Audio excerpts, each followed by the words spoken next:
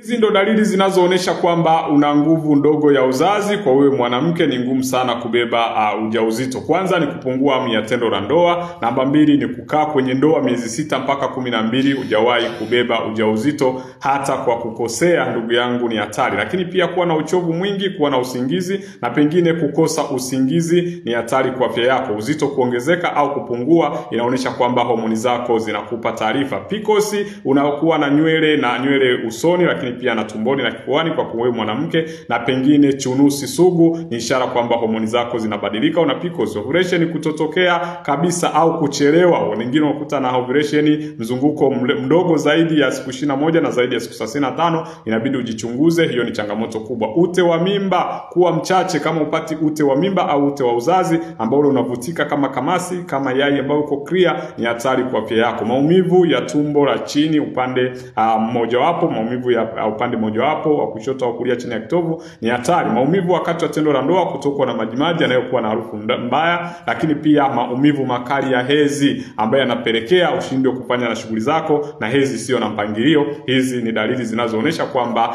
nguvu ndogo ya uzazi wewe uko nayo. Tuambie ni dalili gani ambayo unapitia ili tuweze kukupa ushauri. Karibu na Mungu akubariki.